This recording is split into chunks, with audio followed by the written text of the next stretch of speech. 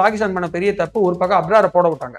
அவர் ஒரு சுமாரான போலரா இருந்தாலும் விராட் கோலி நான் லெக் பிரேக்கு தாண்டா அவுட் ஆறேன், நீங்க அவுட் ஆக மாட்டேன்னா அவ்வளவு அழகா டாட்ஸ் வச்சாரு.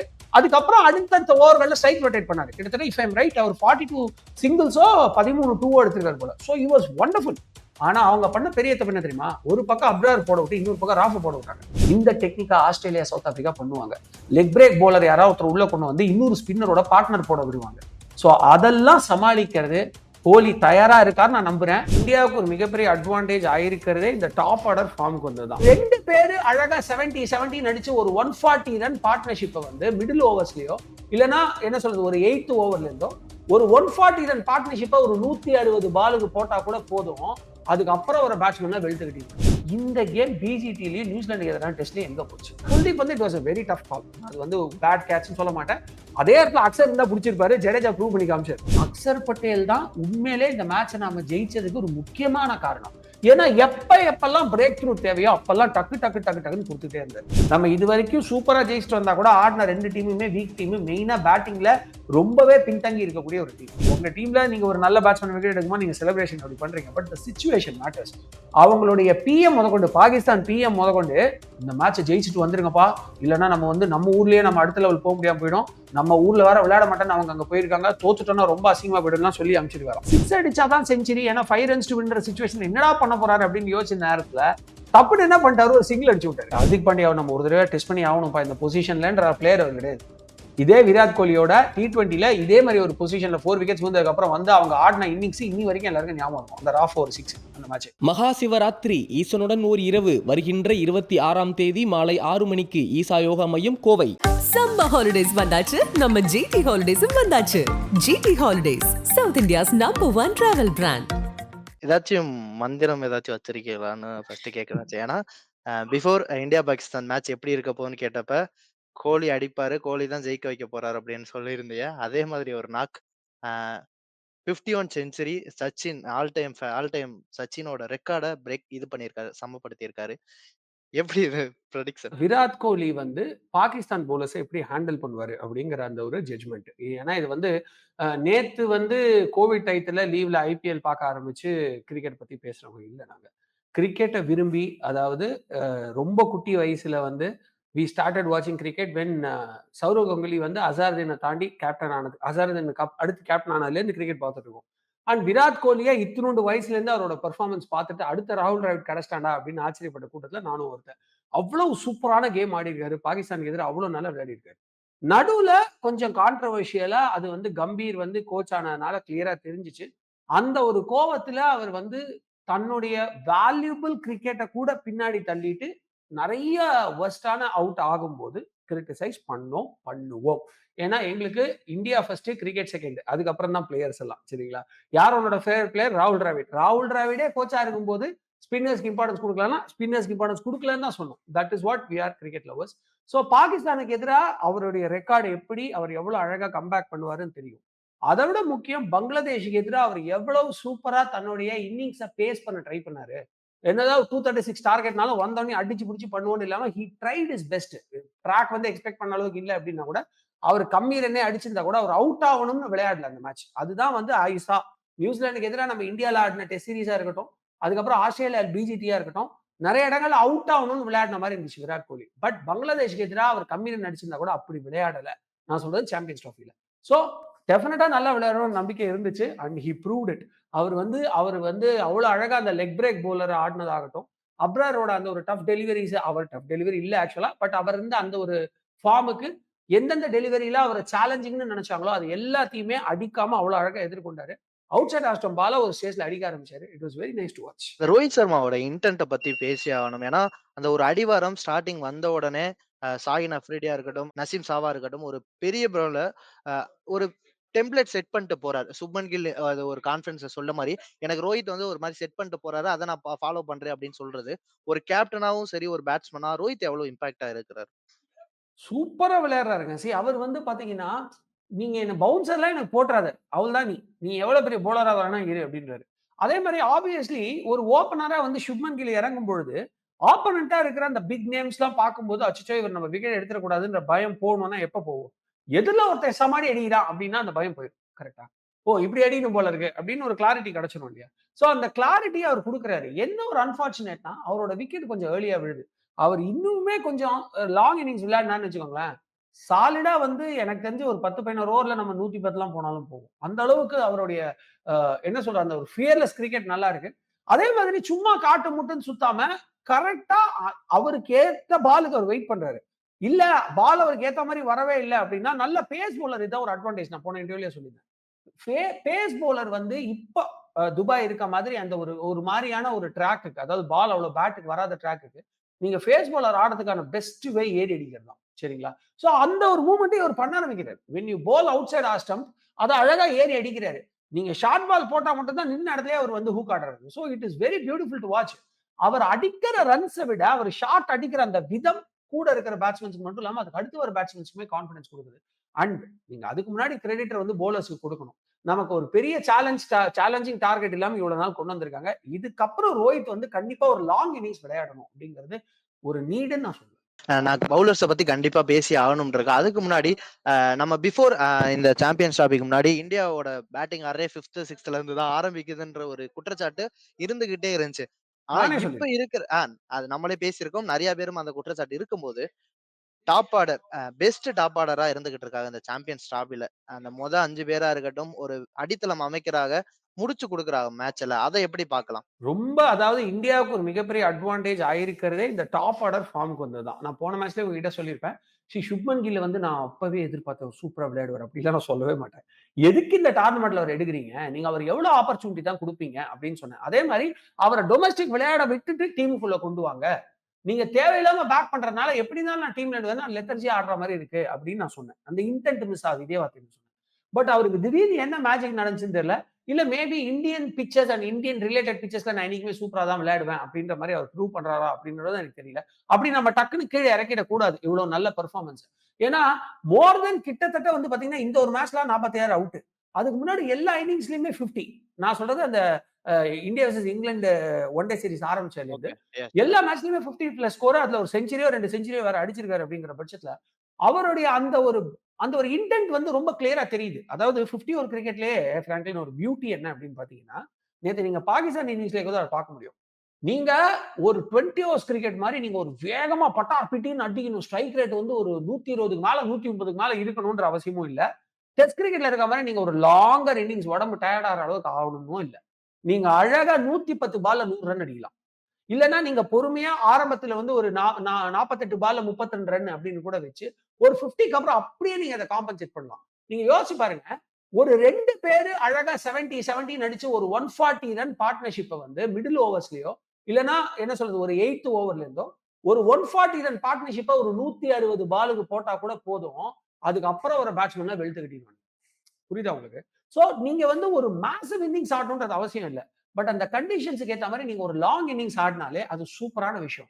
அத கில் அழகா புரிஞ்சுக்கிட்டாரு. பேட் பால்ஸ் வந்தா பனிஷ் பண்றாரு. அத விட சுப்மன் கில்ட்ட எனக்கு ரொம்ப பிடிச்சிருந்தது நேத்து. ஆல்மோஸ்ட் என்னவோ ஒரு ஏஐ மிஷின் மாதிரி அவர் பால் வரத்துக்கு முன்னாடி ஒரு பொசிஷன் இருக்கு பாத்தீங்களா? அந்த பொசிஷன் தான் ஒரு பேட்ஸ்மேனோட பெர்ஃபார்மன்ஸை டிட்டர்மைன் பண்ணும். அது ஃபர்ஸ்ட் தெரிஞ்சுக்கணும்.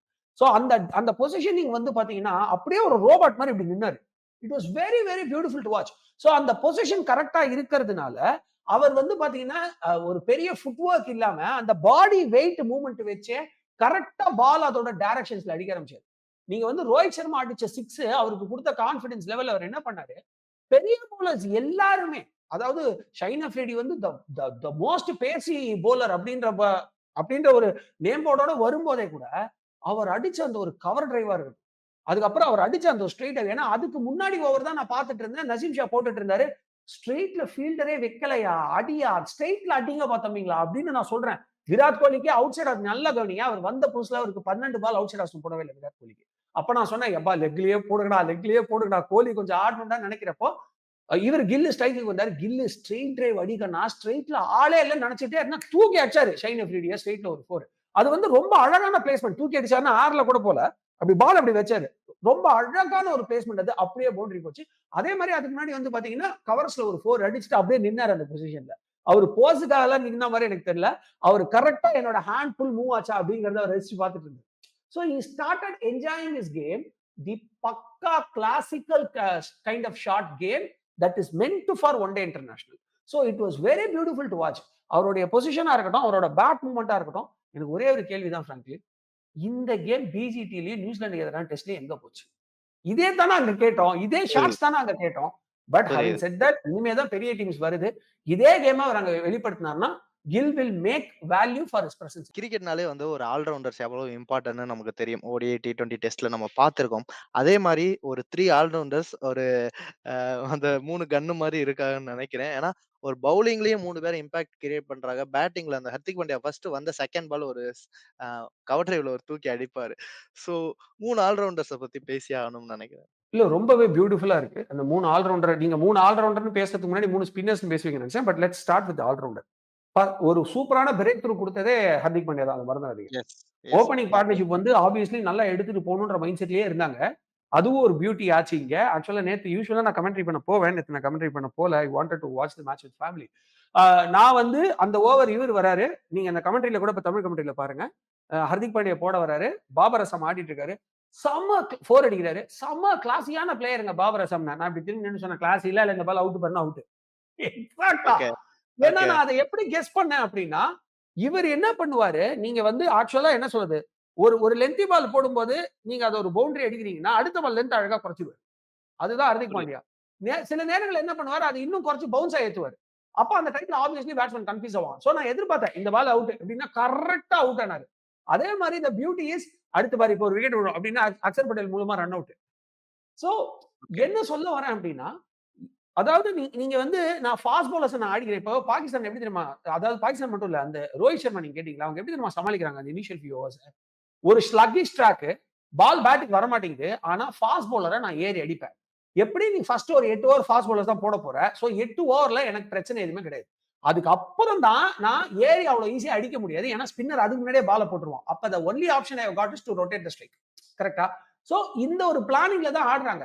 அப்போ நீங்க அந்த 2 ஃபாஸ்ட் பவுலர மட்டும் 8 ஓவருக்கு நான் சமாளிச்சுக்கலாம். சமாளிச்சுட்டா எனக்கு ஒரு நல்ல ஸ்கோர் வந்துரும். அப்புறம் நான் பொறுமையா ஆடிக்கிறேன்னு நீங்க சொல்ல முடியாது. ஏன்னா திடீர்னு அந்த இடத்துல ஒரு ஹர்திக் பாண்டியா வருவாரு. 8 ஓவருக்கு மேலயும் வந்து ஒரு விக்கெட் எடுத்து குடுப்பாரு. நான் சொல்றது புரியுதா உங்களுக்கு? சோ தட் புரியுது. Is where Hardik Pandya is playing a wonderful role. அவர் பேட்டிங்ல அடிச்ச 4 வந்து அது கொஞ்சம் பாலிடிக்ஸ். அத நம்ம அப்புறமா பேசுவோம். பட் அவருடைய bowling intent சூப்பர் 1. எல்லாருமே குல்தீப் யாதவ் பாராட்டுறாங்க. 3 விக்கெட் எடுத்துட்டாரு, 3 விக்கெட் எடுத்துட்டாரு. ஆனா நீங்க மேட்ச நல்லா பாருங்க. The first person who deserves credit is Akshar Patel. அந்த ஒரு ரன் அவுட்டா இருக்கட்டும், அந்த ஒரு பிரேக் த்ரூ பெரிய பெரிய பார்ட்னர்ஷிப் வரும்போது கபால்னு வந்து ஒரு போல்ட் பண்ணி விட்டு போயிடுவாரு. நீங்க போல்ட் யாஹ்! யார் பண்ணா? I think Rizwan if I am right. Rizwan, yorker man. ரிஸ்வான போல்ட் பண்ணது இவரு Akshar Patel. It was a ஆமா. Wonderful partnership. To see the exact numbers, கிட்டத்தட்ட 47ல இருந்து 151. ஒரு 104 ரன்ஸ் கிட்டத்தட்ட பார்ட்னர்ஷிப். அழகா வந்தாரு, ரிஸ்வான போல்ட் பண்ணிட்டாரு. மேட்ச் அந்த மொமெண்ட்ல இருந்து மாறி போச்சு. In fact if my memory is right, அந்த ஓவரே அடுத்த விக்கெட் விழுந்திருக்கணும். ஆனா குல்தீப் வந்து it was a very tough call. அது வந்து பேட் கேட்ச்னு சொல்ல மாட்டேன். அதே இடத்துல அக்ஷர் இருந்தா புடிச்சிருப்பாரு. ஜடேஜா ப்ரூவ் பண்ணி காமிச்சாரு. So not everyone is a great athlete, but it was a wonderful try. அதாவது அவர் வந்து அவர் ரன்னிங் மட்டும் தான் கொஞ்சம் தப்பா ஓடினாரே தவிர, அந்த ரன்னிங் வந்து பால் இன்னும் கொஞ்சம் ஸ்பீடா ஓடினா பால் கிட்ட போயிருப்பாரு. அதுவே ஒரு கேட்ச் ஆயிருக்கும். அந்த ஓவர்ல இருந்து விக்கெட் விழுந்திருக்கும். பட் அப்பவுமே கூட அந்த லாஸ்ட் மினிட்ல அவர் பண்ண டைவ் வந்து Kuldeep Yadav hats off to him. ஏன்னா it was almost close to the ball. So என்ன சொல்ல வரேன்னா, அக்ஷர் பட்டேல் தான் உண்மையிலே இந்த மேட்ச நாம ஜெயிச்சதுக்கு ஒரு முக்கியமான காரணம். ஏன்னா எப்பெல்லாம் பிரேக் த்ரூ தேவையோ அப்பெல்லாம் டக்கு டக்கு டக்கு டக்குன்னு குடுத்துட்டே இருந்தாரு. He is doing wonder. And Jadeja, what a கேட்ச்ங்க. அவர் வந்து 2 விக்கெட் எடுத்தது விட்டுருங்க.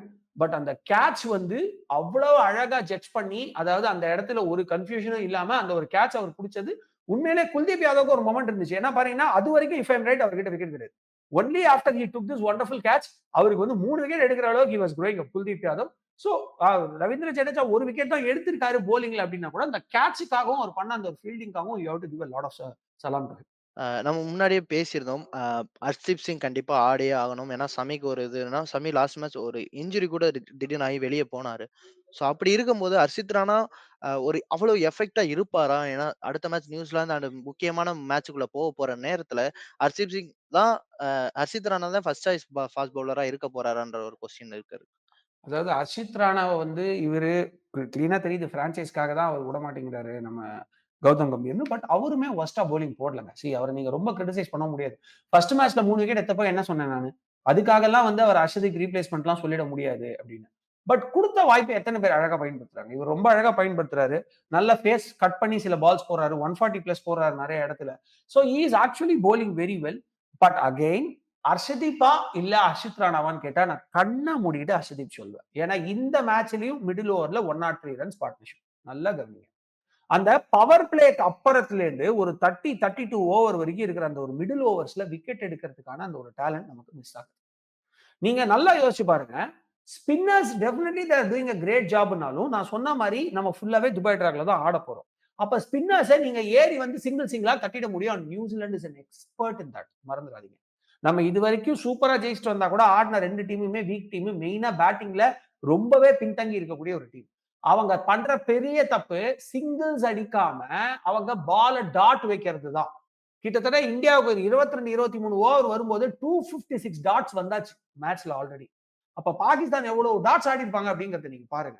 சோ அந்த தப்ப கண்டிப்பா நியூசிலாண்டும் பண்ண மாட்டாங்க. இதுக்கப்புறம் ஒருவேளை ஆஸ்திரேலியா வந்தா ஆஸ்திரேலியாவும் பண்ண மாட்டாங்க. அதுக்கப்புறம் சவுத் ஆப்பிரிக்கா வந்தா சவுத் ஆப்பிரிக்காவும் பண்ண மாட்டாங்க. அதனால கிளியரா நம்ம டீம் புரிஞ்சுக்க வேண்டியது, பேட்ஸ்மேன் ஸ்ட்ரைக் ரொட்டேட் பண்ணிக்கிட்டே இருந்தா கூட அந்த நேரத்துல டெக்ல நச்சுன்னு ஒரு பால போடக்கூடிய ஒரு நல்ல பேஸ் உள்ள ஒரு போலர். அது மட்டும் இல்லாம இனிஷியல் பிரேக் த்ரூவா ஃபர்ஸ்ட் 2-3 ஓவர்லயே கொடுத்துட்டாங்க அப்படின்னா அந்த match will be on absolutely our side. ஏன்னா இதுக்கப்புறம் நம்ம சந்திக்க போற எல்லா டீம்லயுமே டாப் ஆர்டர்ஸ் ஒன் டவுன் செம்ம பிளேயர்ஸ். நீங்க யோசிச்சு பாருங்க, கான்வேவா இருக்கட்டும், இவர் வில்லியம்சனா இருக்கட்டும், எக்ஸலன்ட் பிளேயர். அவங்க 2 பேர் இல்லாமலே பாகிஸ்தான் ஸ்கோர் பண்ணாங்கிறது வேற கதை. But they both are excellent players. Australia கேட்கவே வேணாம், டிராவிஸ் ஹெட் நம்ம தலைமையில உட்காந்து டான்ஸ் ஆடுறாரு. சவுத் ஆப்பிரிக்கா கேட்கவே வேணாம், அவங்களுடைய ஓபனர் எவ்வளவு நல்லா விளையாடினாரு நீங்க அப்படின்னு பாத்தீங்க ஆப்கானிஸ்தானுக்கு எதிராக. பட் ஹேவிங் செட் தட் பெரிய டீமுக்குள்ள he is yet to prove. But அவரோட ரெக்கார்ட்ஸ் டொமஸ்டிக்லாம் நான் எடுத்து பார்த்தேன். It is very impressive. So de Kock போயிட்டாரு அப்படின்றது வந்து அவங்களுக்கு அந்த ஒரு வருத்தமே தெரியாத அளவுக்கு இவரோட கேம் வேற மாதிரி இருந்தாலும் ஒன் டேக்கு உகந்த ஒரு கேமா இருக்கு. So he is playing extremely well. அப்படி இருக்கும் பொழுது உங்களுக்கு ஹர்ஷதீப் மாதிரி ஒரு பிளேயர் ஃபர்ஸ்ட் ஒரு 2 ஓவர்ல ஒரு சூப்பரான பிரேக் த்ரூ, இந்த மிடில் ஓவர்ஸ்ல முக்கியமா இந்த 10ல இருந்து 20 இல்லைன்னா 10ல இருந்து ஒரு 30 இந்த ஒரு 20 ஓவருக்குள்ள நடுவுல வந்து ஒரு நல்ல பார்ட்னர்ஷிப் பிரேக் இதெல்லாம் கொடுக்கறதுக்கு ஹர்ஷதீப் வேணும். திருப்பியும் சொல்றேன், போன இன்டர்வியூல சொன்ன அதே வார்த்தையை சொல்றேன். அது ஆல்மோஸ்ட் பாகிஸ்தான் மேட்ச்லயே நடந்துச்சு. 150 ரன் பார்ட்னர்ஷிப் கொடுத்தோம் 5th விக்கெட் விழுந்ததுக்கு அப்புறம். அதே மாதிரி இங்க 100 ரன் பார்ட்னர்ஷிப் கொடுத்தோம். இந்த அளவுக்கான பிரிவிலேஜ் எல்லாம் நீங்க நியூசிலாந்துக்கோ ஆஸ்திரேலியாக்கோ சவுத் ஆப்பிரிக்கா கொடுத்தா தூக்கி சாப்பிட்டுருவாங்க. ஏன்னா நேத்து ரிஸ்வானும் அவருடைய பார்ட்னருமே சொன்னாங்க, நாங்க பண்ண ஒரு பெரிய மிஸ்டேக் ராங் ஷார்ட் செலக்ஷன் பண்ணோம் அப்படின்னு.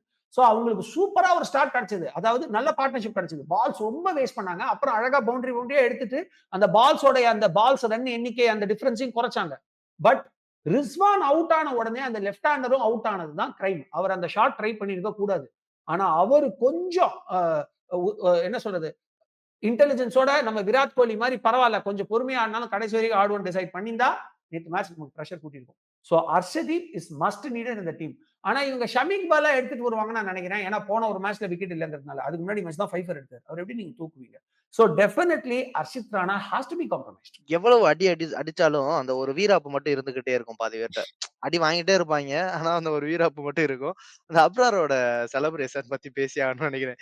ஏன்னா சுப்மன் கில் இவ்வளவு கன்சிஸ்டன்டா ஒருத்தர் ஆடிட்டு இருக்கும்போது அவரோட விக்கெட் எடுத்துட்டு அந்த ஒரு மாதிரி செலிப்ரேஷன் பண்ணார்ல, எனக்கே பார்க்கும்போது சிரிப்பா இருந்துச்சு. பட் எப்படி இருந்துச்சு அதை நீங்க பார்க்கும்போது? பஸ் இதெல்லாம் இல்லைன்னா பாகிஸ்தான் மேட்சே இல்லை பஸ். கொஞ்ச நேரத்துக்கு முன்னாடி தான் கமெண்டேட்டர் கூட சொல்லிட்டு இருந்தாரு, இந்த இவரோட வெங்கடேஷ் பிரசாதோட அந்த விக்கெட் பத்தி எல்லாம் காமிச்சிட்டு, வெங்கடேஷ் பிரசாத் அமீர் சுஹேல் விக்கெட் எடுத்திருப்பாரு. ஸோ அதெல்லாம் காமிச்சிட்டு, அதே மாதிரி சோயிப் அக்தர் ராகுல் டிராவிடு அந்த ஒரு கொலைடு இதெல்லாம் காமிச்சிட்டு, அஃப்ரீடி அதாவது நான் கூட ஒரு மீம்ல பார்த்தேன், மாமனாரையும் கலாச்சிருக்கா மருமகளையும் கலாச்சிருக்கா அப்படின்னு சொல்லிட்டு விராட் கோலி சயித் அஃப்ரீடிக்கு ஒரு கவுண்டர் நடந்திருக்கு. யுவராஜ் சிங் நிறைய பேர் கலாச்சிருக்காரு. ஸோ இந்த மாதிரி விஷயங்கள்லாம் இருந்தாதான் கிரிக்கெட். இப்ப இருக்கிற கிரிக்கெட்டர்ஸ் வந்து ரொம்ப ஒத்துமையா பாகிஸ்தான் பிளேயர்ஸோட இருக்காங்க. சரி, ஸ்போர்ட்ஸ்மேன்ஷிப் நான் வந்து வாழ்த்துறேன். அது வந்து நீங்க வந்து இங்க பொலிட்டிக்கல், இங்க வந்து நம்ம சாப்பிட போன அப்பாவி மக்களை சுட்டிருக்காங்கிறதெல்லாம் இருந்தாலும் ஒரு ஸ்போர்ட்ஸ் ஃபீல்டுன்னு வரும்போது, அதாவது அவங்க ஊருக்கு போயெல்லாம் விளையாடக்கூடாது. பட் ஒரு ஸ்போர்ட்ஸ் ஃபீல்டு வரும்போது நட்பு பாராட்டுறது அக்செப்ட் பண்ணக்கூடிய விஷயம் தான். பட் அதையும் மீறி இந்த மாதிரி ஒரு சில ரைவால்ரிஸ் இருந்தாதான் அந்த மேட்ச் நல்லா இருக்கும். நான் கூட ஆரம்பத்துல அப்ரார் வந்து அதை பண்ணும்போது நம்ம ஹர்ஷித் ராணா விக்கெட் எடுக்கும்போது வந்து பாத்தீங்கன்னா அவர் இந்த மாதிரி கிளம்பு அப்படின்ற மாதிரி ஏதோ ஒரு ஆக்ஷன் பண்ணாரு. அதே மாதிரி நம்ம ஹர்திக் பாண்டியா விக்கெட் எடுத்துட்டு இப்படி பண்ணாரு. சோ அதுக்கு இவர் ரெஸ்பான்ஸ் பண்றாருன்னு நான் நினைச்சேன். பட் அதுக்கப்புறம் அவருடைய ஹிஸ்டரி வீடியோஸ்லாம் சிலது எடுத்து பார்க்கும்போது தெரிஞ்சது அப்ரார் வந்து ஆல்ரெடி அவர் ஊர்லயே ஏதோ ஒரு டீமுக்கு இது மாதிரி பண்ணிருக்காரு. அது வந்து நீங்க பண்ணலாம். உங்க டீம்ல நீங்க ஒரு நல்ல பேட்ஸ்மேன் விக்கெட் எடுக்கும்போது நீங்க செலிப்ரேஷன் அப்படி பண்றீங்க. But the situation matters. அவங்களுடைய பிஎம் முதற்கொண்டு பாகிஸ்தான் பிஎம் முதற்கொண்டு இந்த மேட்சை ஜெயிச்சுட்டு வந்துருங்கப்பா, இல்லைன்னா நம்ம வந்து நம்ம ஊர்லயே நம்ம அடுத்த லெவல் போக முடியாம போயிடும், நம்ம ஊர்ல வேற விளையாட மாட்டேன்னு அவங்க அங்க போயிருக்காங்க, தோத்துட்டோம்னா ரொம்ப அசிங்கமா போயிடும்லாம் சொல்லி அனுப்பிச்சிருக்காராம். முதல்ல இப்படி எல்லாம் பண்ணவே கூடாது. பிளேயருக்கு வந்து எக்ஸ்ட்ரா பிரஷர் தான் அது கூட்டும். அப்கோர்ஸ் பாகிஸ்தான் பிஎம் வந்து 2022 வேர்ல்டு கப்ல நம்ம வந்து தோத்ததுக்கு 151 for no loss vs 153 for no loss எல்லாம் போட்ட ஆளு. ரொம்ப சில்லி. ஒரு பிஎம் பண்ற வேலையை அது. அப்படி இருக்கும்பொழுது அவ்வளவு ஒரு பிரஷர்ல நீங்க தோத்துக்கிட்டு இருக்கீங்க. It is very clear that you are losing. ஏன்னா ஒரு கில் அவுட் ஆயிட்டு போனாலும் நல்ல கண்டிஷன்ல தான் அவுட் ஆயிட்டு போயிருக்காரு. அதுக்கப்புறம் we have enough players. உங்களுக்கு வந்து அப்பதான் வந்து இவர் உள்ள வராரு. என்ன சொல்றது, அக்சர் பட்டேல் அந்த இடத்துல இருக்கா, சாரி ஸ்ரேயாஸ் ஐயர் சூப்பரா நேத்து 50 போட்டாரு. ஸ்ரேயாஸ் ஐயர் உள்ள வராரு. அதுக்கப்புறம் அக்சர் பட்டேல் இருக்காரு, பாண்டியா இருக்காரு, ஜடேஜா இருக்காரு, கேஎல் ராகுல் உங்ககிட்ட செஞ்சுரி போட்ட பிளேயர் அவர் இருக்காரு. இப்படி ஒரு சிச்சுவேஷன்ல நீங்க அந்த ஆக்ஷன் அவாய்ட் பண்ணிடுங்க. ஓகேங்களா? சோ நீங்க சொன்ன மாதிரிதான் ஆயிடுச்சு. எவ்வளவு அடிச்சாலும் தாங்க வேண்டாம், அடி வாங்கியும் சீன் போட வேண்டாம் அப்படின்னு. நம்ம வின்னர் படத்துல வடிவேலு வந்து அப்படி கையை முடிக்கிறோம் அப்படின்ட்டு கையை முடிச்சு அப்படி நிப்பாரு. சோ அந்த மாதிரி இருந்துச்சு. He was insulting himself. See, you can do these kind of activities, but when you are in a good position. Okay. So ஜாலியா இருந்துச்சு. ஓகே. இன்னொரு கொஸ்டின் வந்து எப்பயுமே அது நடக்கும். இந்தியா மேட்ச்னாலே அந்த ஒரு ஸ்டார்டம் பத்தி இருந்துகிட்டே இருக்கும். விராட் கோலியோட செஞ்சுரி மூவ்மெண்ட் சூப்பரா இருந்துச்சு. செம்ம த்ரில்லிங்கா இருந்துச்சு. It shows his brain. ஆக்சுவலா 6 அடிச்சாதான் செஞ்சுரி. ஏன்னா 5 runs to win சிச்சுவேஷன் என்னடா பண்ண போறாரு அப்படின்னு யோசிச்ச நேரத்துல தப்புன்னு என்ன பண்ணிட்டாரு, ஒரு சிங்கிள் அடிச்சு விட்டாரு. ஏன்னா 6 அடிக்கிறதுலாம் பிரஷர். 5 run கூட இல்லை, எனக்கு தெரிஞ்சு 4 runs to win. 6 அடிக்கிறதுலாம் பிரஷர். அதனால ஒரு சிங்கிள் அடிச்சு விட்டு அவனே ஒரு சிங்கிள் அடிக்க விட்டு 3 runs to winங்கிறப்ப பலார்னு ஒரு 4 அடிச்சிடலாம் அப்படின்னு அவர் நினைச்சது வந்து it was a very brilliant moment. அதாவது என்னுடைய மெமரி கரெக்டா இருந்தா 4 runs to win. அப்ப இவர் ஒரு சிங்கிள் அடிக்கிறாரு, அக்சர் பட்டேல் சிங்கிள் அடிக்கிறாரு, 2 runs to win. அப்ப தூக்கி ஒரு 4 அடிச்சாரு. பிகாஸ் இவருக்கு செஞ்சுரி தேவை 4. சோ 2 run எக்ஸ்ட்ரா வந்தா கொடுத்துதான் ஆகணும். சோ அந்த மொமெண்ட்ல இவருக்கு செஞ்சுரியும் கிடைச்சிடும். சோ ஒரு 6 அடிக்கிறத விட ஒரு 4 அடிக்கிறது ஈஸி அப்படிங்கிற அந்த ஒரு thought process, hats off to that. It shows his experience of 200+ matches. நான் சொல்றது ஒன் டே ஃபார்மேட்ல மட்டும். But having said that 14,000 run அடிச்சிருக்காரு சும்மால. பட் having said that இன்னொரு சின்ன பாலிடிக்ஸ் நான் இதுல பாக்குறேன். You have to, I mean, ஒரு அனலிஸ்டா, ஒரு பொலிட்டிக்கல் அனலிஸ்டா I have to read between the lines. முதல்ல ஹர்திக் பாண்டியா இங்க எதுக்கு வந்தாரு? ஹர்திக் பாண்டியாவை நம்ம ஒரு தடவை டெஸ்ட் பண்ணி ஆகணும்ப்பா இந்த பொசிஷன்லன்ற பிளேயர் அவர் கிடையாது. இதே விராட் கோலியோட T20ல இதே மாதிரி ஒரு பொசிஷன்ல 4 விக்கெட்ஸ் வந்ததுக்கு அப்புறம் வந்து அவங்க ஆடின இன்னிங்ஸ் இன்னி வரைக்கும் எல்லாருக்கும் ஞாபகம் இருக்கும். அந்த ராஃப் ஒரு 6 அந்த மேட்ச். இதே மாதிரி சிச்சுவேஷன் 100 தடவை வேற ஃபார்மேட்ல அவர் வந்து இறங்கி பண்ணிருக்காரு. 50 ஓவர்ஸ்லயே வந்து பண்ணிருக்காரு. அப்ப எதுக்கு அந்த இடத்துல ஹர்திக் பாண்டியா வந்தாங்க? ஆல்ரெடி அந்த பொசிஷனுக்கு நீங்க ஏன் வந்து பட்டேல் அனுப்புறீங்க, நீங்க கேஎல் ராகுல் எல்லாம் ரன் பண்ணணும்ன்ற ஒரு கான்ட்ரவர்சி போயிட்டு இருக்கு. நான் அந்த கான்ட்ரவர்சியை சப்போர்ட் பண்ணேன். இல்ல அது கரெக்டான டிசிஷன் தான். ஒரு லெஃப்ட் ஹேண்டர் வேணுங்கிறப்ப அக்சர் பட்டேல் அனுப்புங்க. விக்கெட்ஸ் ஏர்லியா விழுந்துருச்சு, நம்ம ரொம்ப சீக்கிரம் இறங்கி ஆடுறோம், நிறைய விக்கெட்ஸ் விழுந்துச்சுன்னா அப்ப கேஎல் ராகுல் அனுப்புங்க. அழகா பொறுமையா ஆடக்கூடிய பிளேயர். சோ இது ரைட் டிசிஷன் தான் நான் சொல்லிட்டு இருக்கும்போது ஹர்திக் பாண்டியா அந்த பொசிஷனுக்கு எதுக்கு சம்மந்தமே இல்லை பண்றாரு. இது வந்து எனக்கு தெரிஞ்சு கம்பீர் நான் காமிக்கிறேன்டா என்னுடைய வேலையேங்கிற மாதிரி தான் இருந்துச்சு. வேற என்ன ரீசன் நீங்க சொல்ல முடியும் சொல்லுங்க? ஏன்னா இவர் வந்தா இவர் செஞ்சுரிக்கெல்லாம் வெயிட் பண்ண மாட்டார், அடிச்சு வெளுப்பாரு. சோ ஒரு கோச்சா நீங்க என்ன யோசிக்கணும்? ஏன்னா இது ரோஹித் சர்மா பண்ண மாதிரியும் தெரியல. ஆனா இருக்கலாம், உள்ள என்ன பாலிடிக்ஸ் நமக்குன்னு தெரியல. நான் ரோஹித் சர்மாவும் கோலி இப்படின்னு நினைச்சேன். பட் அது வந்து ஃபைனல் டெஸ்ட் ஆஃப் பிஜிடில அது தெரிஞ்சிச்சு. பட் அதை விட்டுருங்க. பட் நீங்க என்ன யோசிக்கணும்? நீங்க கேப்டனா இருங்க, நீங்க கோச்சா இருங்க. இந்த மொமெண்ட்ல அவுட் ஆஃப் ஃபார்ம் பேட்ஸ்மேன், அதுவும் விராட் கோலி மாதிரி ஒரு பேட்ஸ்மேனுக்கு கான்பிடன்ஸ் செஞ்சுரியில வந்துச்சுன்னா அந்த டோர்னமெண்ட்டுக்கே அது நல்லது. சோ அந்த டைத்துல நீங்க ஒரு ஹர்திக் பாண்டியா மாதிரி ஒரு பிளேயரை உள்ள அமிச்சது ஒத்துக்கவே முடியாத ஒரு விஷயம். ஆனா ஹர்திக் பாண்டியா அவுட் ஆனத அந்த ஐபிஎலுக்கு அப்புறம் இப்பதான் ஆடியன்ஸ் எல்லாம் என்ஜாய் பண்ணாங்க. அதுக்கப்புறம் ஒரு டிராமா நினைச்சு கவனிச்சிங்களா? சரி, நம்ம உட்கட்சி பூசல் அது தப்பு, அதை விட்டுருங்க. அக்சர் பட்டேலையோ கேஎல் ராகுலையோ நீங்க முன்னாடியே அமிச்சிருந்தீங்கன்னா, அதுவும் கேஎல் ராகுல் அந்த பொசிஷனுக்கு அமிச்சிருந்தீங்கன்னா, மச்சான் 28 ரன் ஹர்திக் பாண்டியா வரும்போது 28 to win, இவருக்கு 15 தேவைப்பட்டுச்சு. 28 ரன் நீங்களே அடிங்க கோலின, நான் இங்க எல்லா பாலையும் வேஸ்ட் பண்ணி எனக்கு ஃபார்ம் கொண்டு வரேன், 4 ஓவர் நான் டுக் வைக்கிறேன் அப்படிம்பாரு. அவ்வளவு ஜாலியான பிளேயர் அவரும் ஃபார்ம் கொண்டு வந்து யூஸ் பண்ணுவாரு. நம்ம கிட்ட 10 ஓவர் மேல இருந்துச்சு. So we had a very good time. KL ராகுல் வந்து அவ்வளவு ஈஸியா இருக்கும். அக்சர் பட்டேலுமே அந்த மைண்ட் செட்ல தான் வந்திருப்பாரு. நான் சிங்கிள் ரொட்டேட் பண்ணா நீங்க 15 அடிங்க. So it would have been very easy. ஆனா ஹர்திக் பாண்டியா வந்து குட்டையை குழப்பி விட்டாரு. அதுக்கப்புறம் ஒரு ஈஸியான ஒரு பாலை தடுக்க வேண்டிய இடத்துல ரிஸ்வான் பாலை பிடிச்சு விட்டு 4 போச்சு பாத்தீங்களா? சோ இதெல்லாம் சேட்டை. எப்படியாவது ஒரு அடிக்க விடக்கூடாதுன்னு சொல்லிட்டு அந்த பாலை பிடிச்சதை அப்படி கை தூக்கி விட்டாரு, பவுண்டரி போச்சு. அதுக்கப்புறம் வேற இவரு என்ன சொல்ல, ஷைன் அஃப்ரிடி இன்னொரு வைடு வேற போட்டாரு. So it was very thrilling. என்னடா விட மாட்டாங்க போல இருக்கேன். அப்புறம் எனக்கு தெரிஞ்சு ஒரு செகண்ட் யோசிச்சிருப்பாங்க, ஏற்கனவே நம்மள சாம்பியன்ஸ் டிராஃபில வந்து ஃபர்ஸ்ட் ரவுண்டே வெளியே போறோம், கழுவி ஊத்த போறாங்க.